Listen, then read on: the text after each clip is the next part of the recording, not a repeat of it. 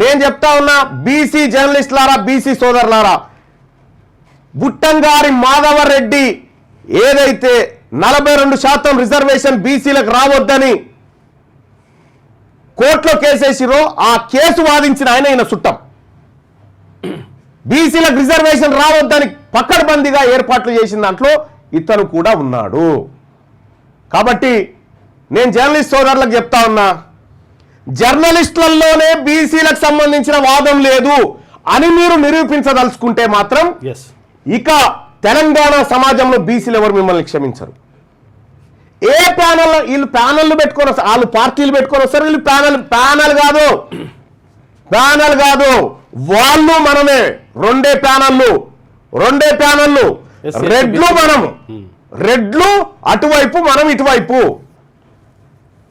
కాబట్టి BC జర్నలిస్టులారా, SC ST సోదరులారా, ఇక్కడ ఈయన గెలిస్తే ఆంధ్రాలో స్కాములు చేసిన వాడు వచ్చి కూడా ఈయన ప్రెస్ క్లబ్ లో మీటింగ్లు పెట్టుకుంటానికి ఛాన్స్ ఇస్తాడు అన్నట్టు.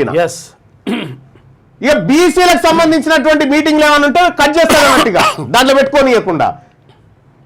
అందుకోసమే బీసీ జర్నలిస్టులారా, ఇప్పుడు ఈయన విమాన టికెట్లు కొనిస్తా అంటుండట, మీకు కావాల్సిన మద్యం దాపి అన్ని తీసుకోరు వీళ్ళ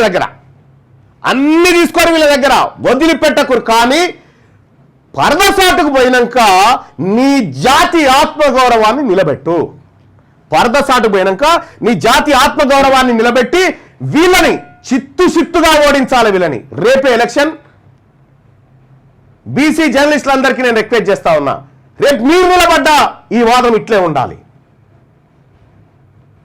ఇక ఈయన చుట్టంతా బీసీలను, ఏది వైస్ ప్రెసిడెంట్ వీళ్ళందరూ బీసీలను పెట్టుకొని ఏంటయ్యా అంటే వీళ్ళే ప్రచారం చేస్తారు. మా ప్యానల్ ఎక్కడరా బాబు, ప్యానల్ కాదు, ప్యానల్ ని అడ్డం పెట్టుకొని అగ్రవర్ణం వస్తుందాడికి. ఇతడు కోమటిరెడ్డి రాజగోపాల్ రెడ్డి కాంట్రాక్ట్లు పట్టినప్పుడు వార్తా రిపోర్టర్ గా ఉండి జేసీబీల బిజినెస్ చేసినటువంటి వాడు.